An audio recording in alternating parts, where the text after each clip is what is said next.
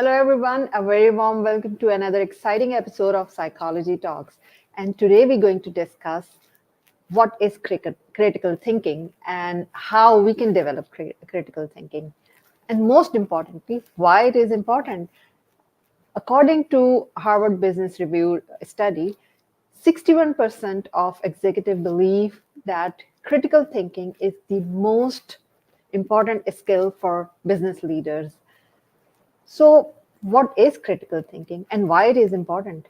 One thing is that we are living in the era of information, and from like every minute we are receiving some kind of information, whether through our phone, through email, through a computer, or even when we step out, when we are driving, we see those billboards and ads. So, like all the time, our mind is full of information.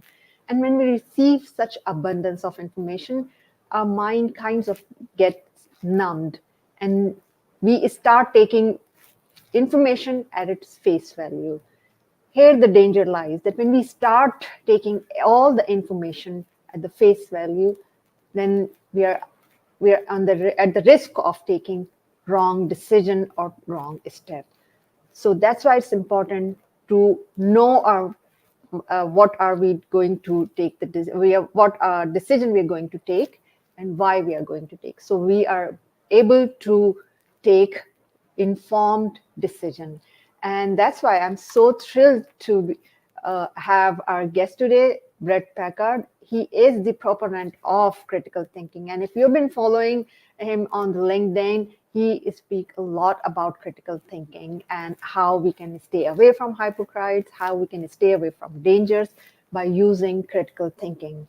He is the founder and CEO of Bret Packard Enterprises, and he's also been awarded as a top 100 global thought leaders.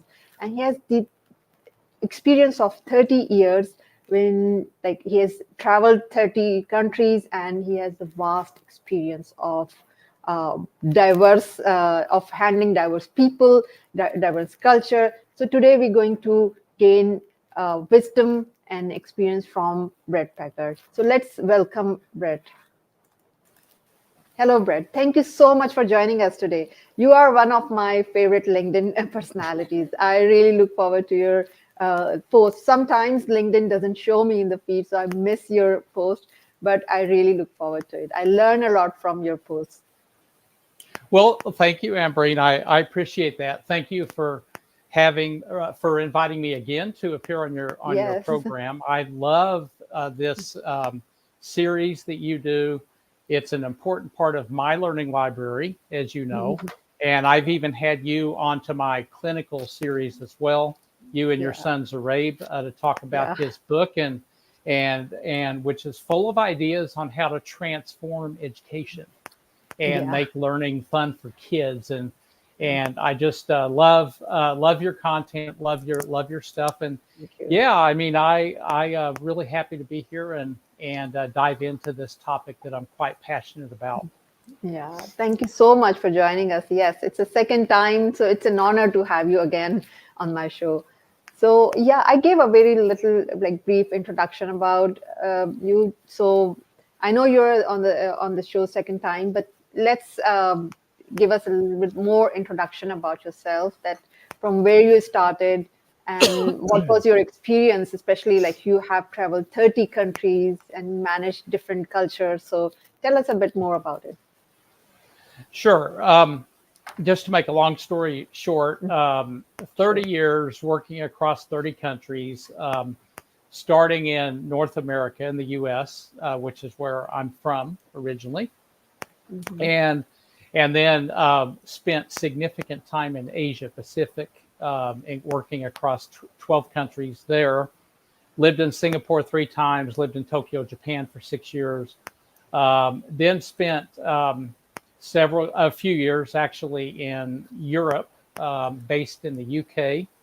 And after that, lived in Dubai for a few years and spent significant time. I lived in Zambia down in Southern Africa for basically 10 months, and then spent time I had oversight responsibility for Barclays Bank at the time, 6 country franchises in Mhm. Southern Africa, which included Zambia, um, Mhm. but also had Botswana, Namibia, Zimbabwe, Tanzania, and Mozambique. And Wow. those 6 countries is basically a big part of Southern Africa minus Mhm. South Africa. Mhm. I didn't have accountability for that. That's where our head office had relocated from Dubai down to Mhm. Southern Africa. Then went back to Asia again after Barclays and worked for an Australian bank for three Wow. and a half years and running the wealth business. So basically, I'm a global banker Mhm. by trade. Yeah. I learned about, minus the degrees and qualifications, psychology, because I learned that leading teams of people and managing through 3 crises. So I had Yeah. 3 major crises over the course of my career. The Wow. first was in 1998, starting Mhm. with the Asian financial crisis Mhm. coming in. That actually was one of the reasons why I was brought to Asia, was to help install more rigid processes after the Thai baht blew up in Okay. back in 1997, and then it had contagion risk across Asia. So I was brought over there to help stabilize, develop, and execute propositions across 12 countries. And then I was in Japan when the 9/11 tragedy happened. In the Mm. aftermath, which froze financial markets, was one of the um, after effects of that. So needed to lead a team through that and to develop new ways that we could deliver our promises to the customers despite that enormous disruption. And then I was actually in the UK when the global financial crisis hit, and Yeah. that, of course, had back in the 2008-ish timeframe, that had enormous implications globally for all the markets, and that created the opportunity. Zimbabwe, Barclays, or sorry, Zambia, Barclays, Mhm. Zambia had a big part of its portfolio blow up because they had overexpose themselves to a bunch of retail consumer copper miners loans, Wow. and it had a significant negative impact on the franchise. So I was brought there to help stabilize and clean that up as well. So I have a lot of experience, Sambreen, in dealing with crises that I didn't create, Mhm. that I Yeah. became known as a janitor, so to speak, to go in and Yeah. clean up other people's and the global messes and get these businesses on Mhm. track. Did I prefer to take my career that way? I did not. I'll be Yeah. honest with you. I would have. My dream was always to, run a business that's smooth sailing and everything was going well, Yeah. and so I kind of learned a lot of it. To me was learning on the seat of my pants, basically through crisis. I remember in 1999, I was sitting in Singapore at 7 o'clock in the morning, and my boss called, who was in Mhm. Tokyo. Bret, I need you to pack your bag. I need you to be here in 24 hours. Oh. And we had a resignation, and I want you to kind of caretake part of the business here. And I said, okay, how many days clothes should I bring? Should I pack? And he said just a week. Anyway, Okay. I was there for 2 or 3 months, Wow. and so had to use the dry cleaning of the hotel quite a Mhm. lot, and all of Yeah. that. And then I wound up being in Japan. Then my wife and I, we moved to Japan from Singapore, and we lived there 6 years. And I remember another time I was sitting in the Dubai office, and it was two Mm. o'clock in the afternoon, and my boss calls me from. He was actually playing golf and said, "Hey, Bret, this is 2 o'clock in the afternoon." He said we have made a change in Zambia, and I need you to take an overnight flight tonight and be on the ground tomorrow morning at 10 o'clock, because we're going to have a meeting to announce these changes, and I want you to to basically assume oversight and clean up this business. And I said, how many days clothes should I pack? And Yeah. and this was with a different company, a different boss, but I was Oh. wise. And he said, oh, a week or two. So I kind of prepared for a bit more of that. Turned out I was there and commuted every couple of weeks to see my wife, who was still up in Dubai. But basically, I was there for 10 months in a hotel. Oh my God.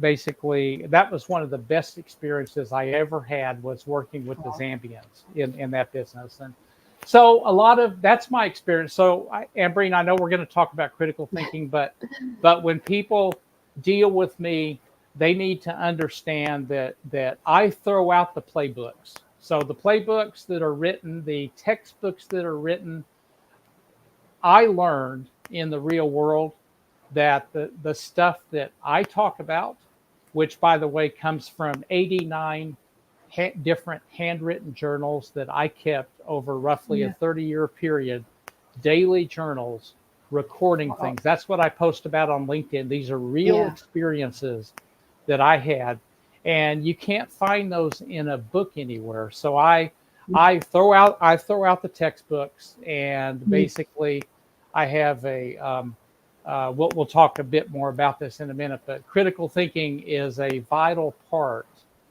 of success in dealing with an adverse world. Yeah. I mean, your journey is quite interesting, diverse, and quite inspiring.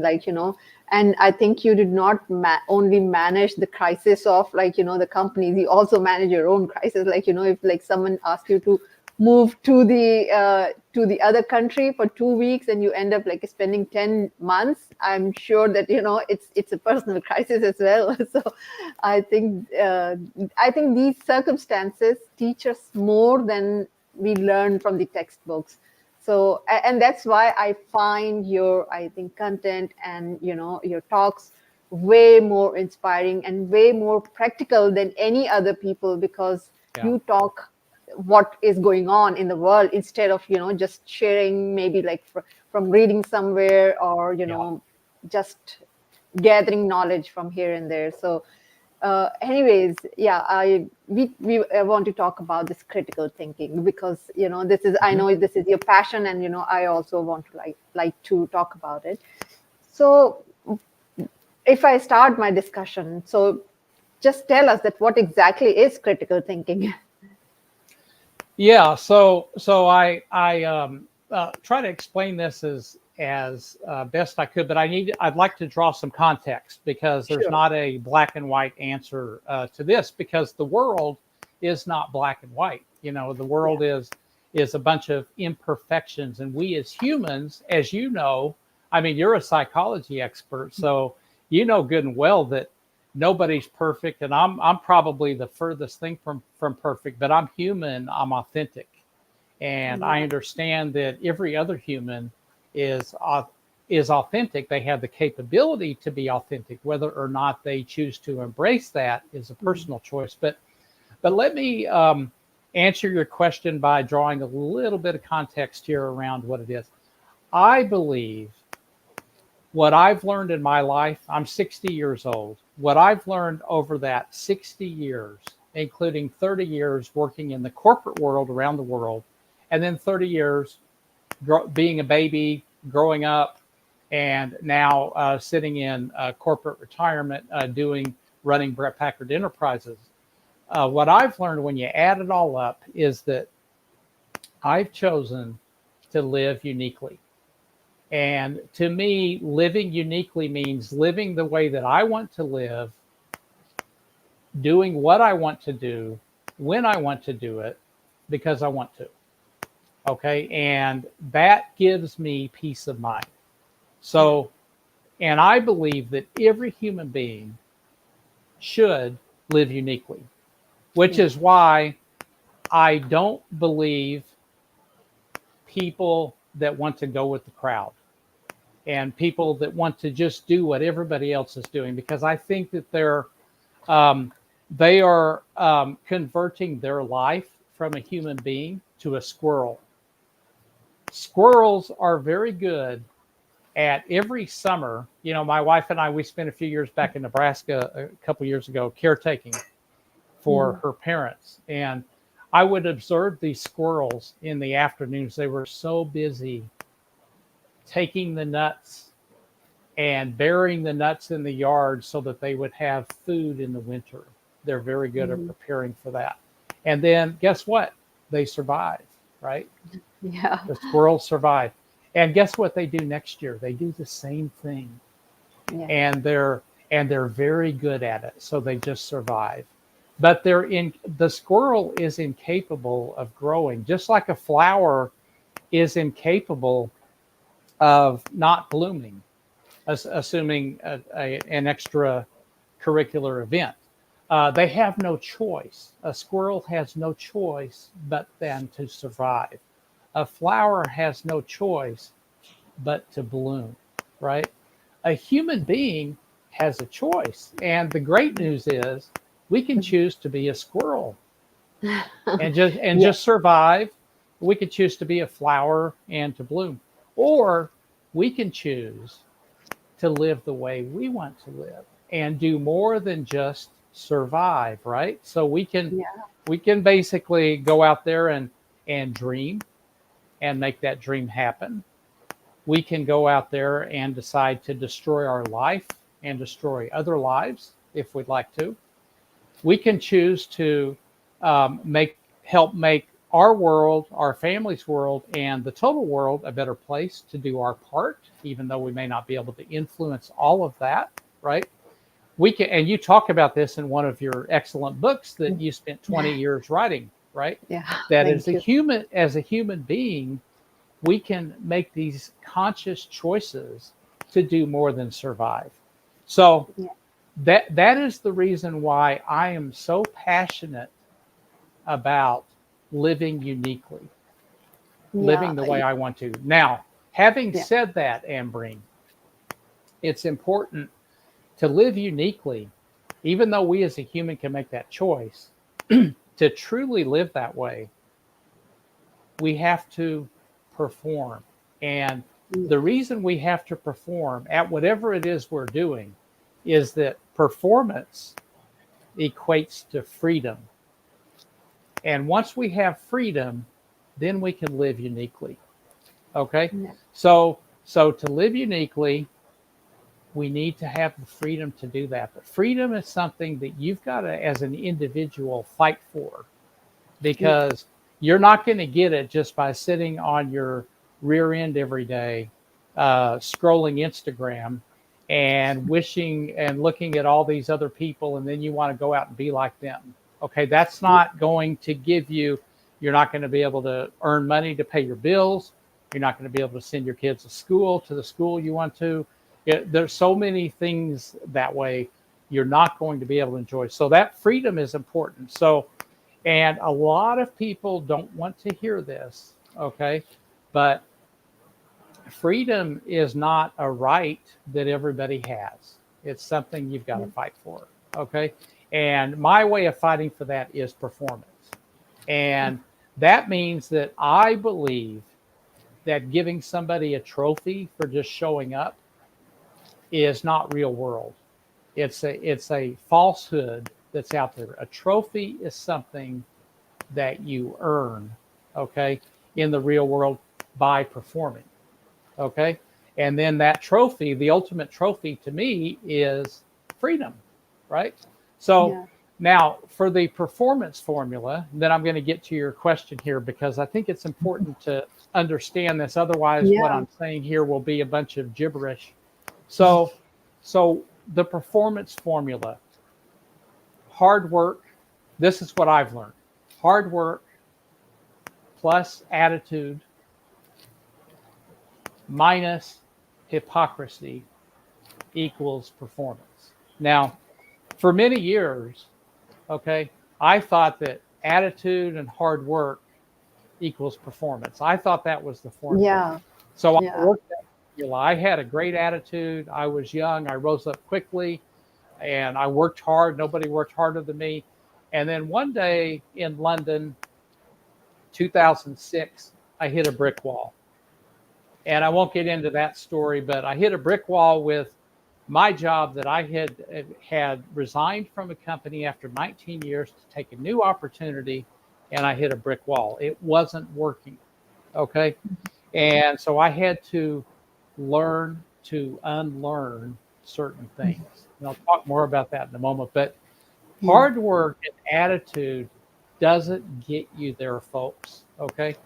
You've got to eliminate the distractions and the Oh, blind spots that are out there, the scammers that are out there, the fraudsters that are out there, the fake people that are out there. It's not just about scams, but it's about consumption. If you're trying to learn something and you spend a lot of time learning it, thinking it can help you with your hard work and your attitude, and then you discover that what you were consuming isn't the truth, then your performance suffers. So it's very important to learn to detect hypocrisy. And the way to detect hypocrisy, here's your answer, Ambreen, finally. After yeah. the way to detect hypocrisy is critical thinking. And your question was, what is critical thinking? My definition of critical thinking, people define it differently, but I believe it's a way of using thought-provoking questions, understanding the responses to those, and then forming your own opinion on what the truth is. Okay? And a squirrel can't do this, but a human being can if they choose to. A person doing what's popular, chasing the crowd, they can do this. They cannot do this, but a person that's not a squirrel or Yeah. not following the crowd and knows that they're an individual and they're fighting for their own freedom, they can do it. So critical thinking is a technique used to get to the truth so that your performance is never impaired. Does that Yeah. help, Ambreen? Oh, yes, yes, of course. I love the explanation because you actually explain each and everything in such detail that it's very much, understandable. And so much so much wisdom of nuggets of wisdom in your actually this 5 minutes of discussion on the critical thinking that, especially like you spoke about that the way squirrel work, and we see a lot of, like, we can draw the parallel between a squirrel and so many people who are on the survival mode, that they repeat their entire life, in the same way. They're not living a life, they're living like these 70 years or maybe like the 60 years, the same day every day. It's nothing changed because they have the same mindset. They don't want to do the same thing. They follow the same pattern. And then again, you also spoke about that the hypocrites. I think the hypocrites are the one who gets irritated by the critical thinkers because they're living in their like kind of illusion, and then they're like the kind of survival mode.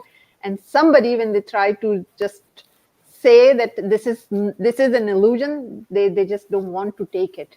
And I think that's when their hypocrisy comes in, because they want to protect their illusion so hard that they don't want to let you in.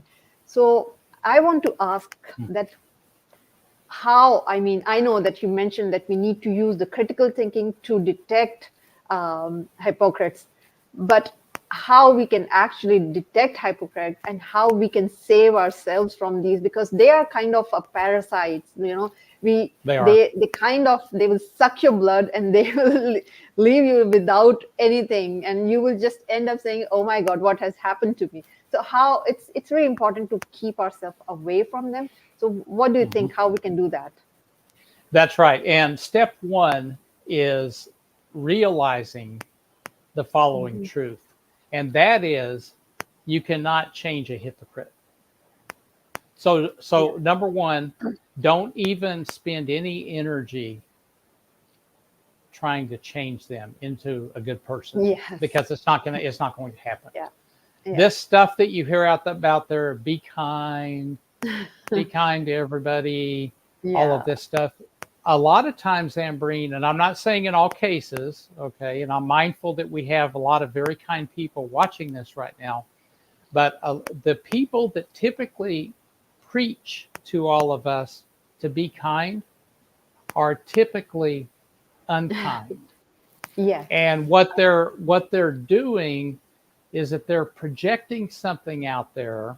And again, this is based on my experience. So it's not the gospel, right? It's based on my experience with this, is that if I have to constantly tell you how good I am, or if I constantly have to tell you that, hey, things in the US economy are really good,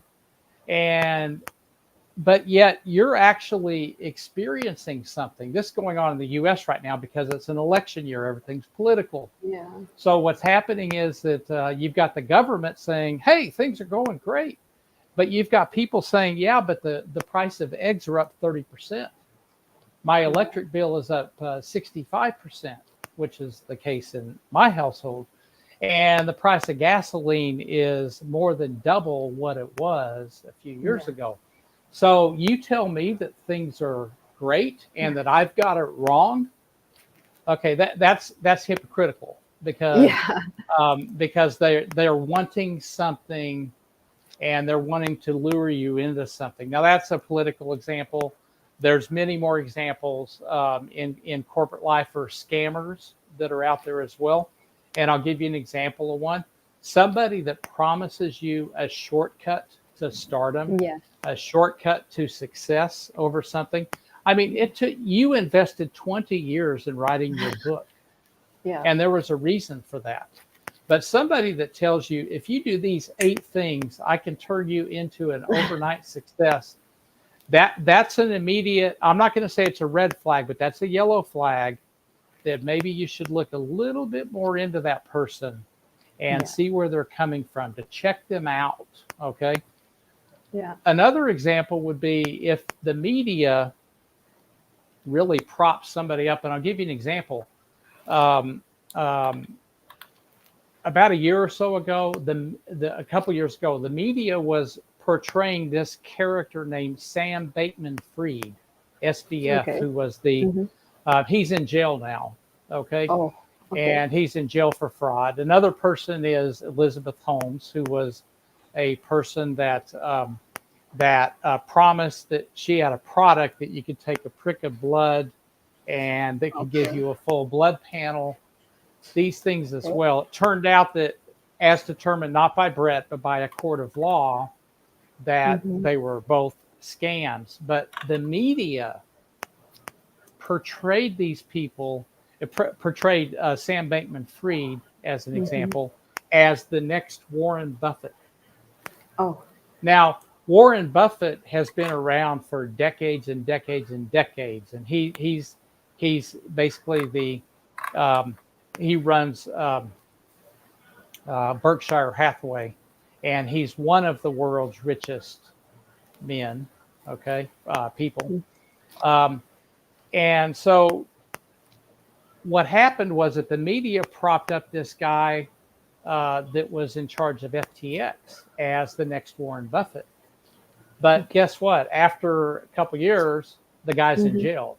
Okay, so if the media makes you, they can easily break you. Yeah. So again, my message that I want to convey here in answering your question is that as an individual, you have to perform to generate your own freedom. If you rely on somebody else to perform for you, it will not happen, because that same person that is supposedly helping you, they can pull the plug anytime they want, and your whole world comes crashing down. So don't fall for that. Yeah. And I think like media is like, we need to think again, whatever we see on media, like whether it's social media or on any kind of media, or any news or anything, we just need to think twice before accepting anything. So I Mhm. think before just following, as you said, that following the herd, it's better to live uniquely, to connect with ourselves first. I think that's one thing I would say. But Yeah, and yeah, I'd like to talk if I'd like to say yeah, something sure, sure, else about media if I could. sure, sure. So I one of the things I start my day with every day is I read 5 global newspapers. Okay, I Okay, read publication from and none of them are from the U.S. And the reason is okay, that the U.S. media, and I zero credibility with me, and I mean okay. zero. So it's out, right? So, but I read a Singapore publication, I read an Australian publication, I read a UK publication, I read a Middle East publication from the Gulf News. I read let's see, what's the other one? Oh, the South China Morning Post, the Hong Kong Okay. edition. Yeah. And so I get a sense for this, but before I read Mhm. that each of those papers, and I spend an hour doing this, so I'm current Mhm. on what people are talking about around the world. Yeah. I assume that what I'm about to read, Ambreen, is not true. Yeah. Yeah. And I look for signs that will convince me otherwise. So, Yeah. my first piece of advice today, something that all of you can do when it comes to media, social media is the same thing. Assume when you're reading it or watching it that it's untrue. Yeah. Okay. And Yeah. then look for evidence that it's actually, oh, maybe you were wrong about that. It's actually true. Yeah. Yeah. Okay. That is a very powerful technique to look at, because if you have a very narrow view of the world and you're believing the New York Times, Yeah. the Washington Post, Fox News, all of these different American media. By the way, the satisfaction with the media is, I don't know, depending on what you look at, the survey is less than 30%. Yeah. So that means 70% of Americans distrust the media, has no credibility, or very Mm. little credibility, I think is accurate. Yeah. So make sure that you are the determinant of truth. And this Yeah. also applies to my second recommendation here, is make sure that the people you're surrounding yourself with aren't Yeah. hypocrites. Yeah. Because if they are hypocrites and they're looking to squeeze you for something, right, Mhm. then you need to get them out ASAP. You Yeah. can't change Yeah. them, but you can certainly separate yourself from them so that because they will get in your way and they are looking to target you for money. There are great people in this world, Mm. right? And you Yeah. should use your critical thinking. You can check out people, right? You can check, people can check my background. People can check my experience. People can check that, hey, is what he's saying, did that really happen, right? Was he really in Zambia? Mhm. These types of things. Yeah. But you should do due diligence on the people that you choose to listen to and consume from. And it's not just newspapers, it's Yeah. people in your circle, but it's media, including social media, it's people in your circle, in your life. And you should cleanse, you should hire and fire people to either be in your circle or out of your circle. Yeah, amazing. That's a brilliant advice.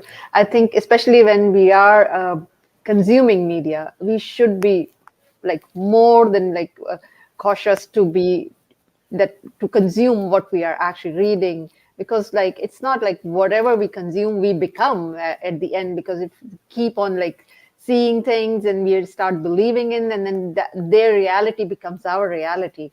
So my the next question is that you mentioned that especially when we are actually dealing with media, we need to think that it's not true.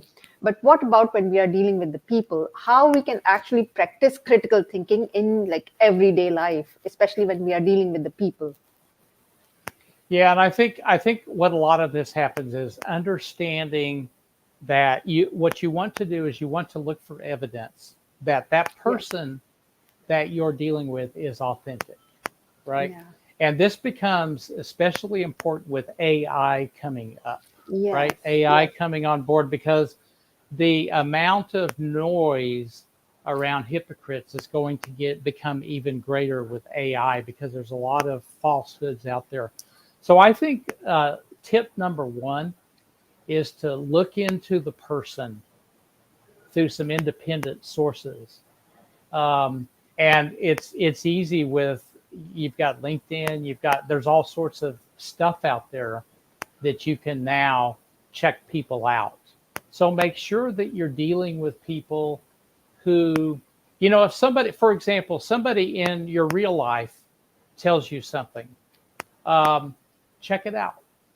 Ask them a few questions about. So tell me, so Bret, you lived in Dubai. So where in Dubai did you live? Right. yeah. What do you think of the Emirates Lounge in the Dubai airport? Because you said you frequented that airport quite a lot. What do you think about that? And what are the shops like at the Dubai airport? What do you think about Emirates Airlines? You said you took a lot of overnight flights there. Yeah. What is the business class service like on Emirates Mhm. Airlines? Right. Um, Yeah. it's learning to ask some thought-provoking questions that don't create a doubt with the person in everyday life you're dealing with, but Yeah. you're actually expressing an interest, right, Ambreen, in what they're telling you about what they do. They're wanting to know more about what you do, and you'll be able to detect, as a human being, Yeah. your instincts will get better and better and better Yeah. over time as you get to know these people and to understand if they're authentic or if they're fake, right? And I Yeah. think Yeah. so. It's really the answer is asking thought provoking questions, carefully understanding what they're telling you, not just nodding your head and saying, yes, okay, that's Yeah. whatever. And then responding to what they're talking about. It's having a conversation like you and I are having right now as well. Yeah. And Yeah. understanding that, um, that beliefs drive behavior and Yeah. not the other way around. Behavior does not drive belief. But Yeah. with fake people, behavior drives belief, because they're looking Yeah. for the shortcut. They're looking for, give me the next big win. I got to have this right away. And they've Yeah. actually got it backwards. So Yeah. if you understand that so what do you really believe in anything? Or Mm. are you a squirrel? Do you just believe that you should prepare nuts in the summer for the winter and then do Yeah. the same thing next year? Is that your belief? Yeah. Or do you believe that you can build a business that will help customers even when the economy goes south and there's a Yeah. problem? You know, Yeah. do you believe that? And if you believe it, then your behavior, that will drive your behavior. Yeah, yeah. I mean, you actually said it so brilliantly here that, we need to ask thought-provoking question to detect that, whether the person is fake or not. But here I want to just add into it that, people Hmm. actually do not think or about these things for two reasons. One, because of the lack of knowledge. Because as you mentioned that, for example, if someone is talking to you and you just mentioned that you flew overnight to Emirates, but if they themselves do not know about what is Emirate like, so they're gonna take your whatever you say to them at the face value unless they do their own research. So what happens, what I feel is that people do not invest time to look for the knowledge to compare that what the person is saying is correct or not. So they take it at the face value. They say, okay, if you're saying that you have done like 30 countries, so if I don't know anything about Zambia, I would agree with you everything, and to me you will be whatever you say, I would say okay, that's fine, and then I will follow you blindly. The other reason is that people do not want to put an extra effort to it, right? They actually, first of all, they don't want to do to get the knowledge or something, and the secondly is that they are living in their own illusion. Okay, this person, it's kind of in psychology, like, there is they have this, people have that kind of a desire to be dependent on someone, like a maybe a parent like figure, or like you see that a lot of here, even we've seen the phenomena here that there are toxic leaders, and still people are following that toxic leader despite knowing that the Yep. leader is wrong. It's because they have this kind of a desire to follow a parent like thing, that they don't want to invest time in. They just want to say whatever they're saying, they're just following. So that's my opinion. This could be like wrong or something. This is what like I've heard. But what is your opinion on that? That why do not Yeah, want, why I people? wouldn't change anything you said, Ambreen. I think you've hit the nail on the head. What I would also like to add to that, something new here for Yeah, people to think about, is the following fact: is that hypocrites, people that let's define hypocrisy just so everybody's real clear on what we're talking about here. I think a lot of people see the word, but they may not understand entirely. That's when somebody is saying one thing and they're doing another. yeah, Okay. yeah, So if you've got a government official, for example, that is promoting public schools, yeah, but he or she is sending their own kids to a private school, yeah, then that should raise a flag, right? yeah, Because absolutely. why, if they really believe in it, are they doing that? Business example would be that, hey, um, if you do these three things every day, okay, you're gonna triple your hot leads in your business. Mm. But then you look at that person and see what they Yeah, actually do, and they're not doing yeah, any of those three things. yeah, So that's absolutely. hypocrisy.